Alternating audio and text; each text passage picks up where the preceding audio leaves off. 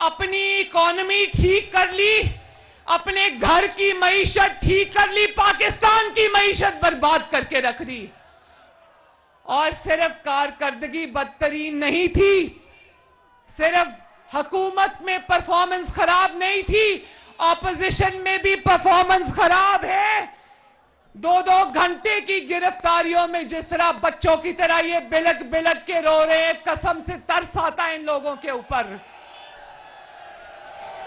अगर हुकूमत करनी नवाज शरीफ से नहीं सीखी थी तो ऑपोजिशन करनी नवाज शरीफ से सीख ली होती। कहते थे कि पहली बार टक्कर के लोगों से पाला पड़ा है। टक्कर के लोग जमीन पर बैठ के बच्चों की तरह रो रहे हैं। टैंकों के आगे लेटने का दावा करने वाले बार बार बिलक बिलक के रो रहे हैं। टीवी पर देख रहे हो ना।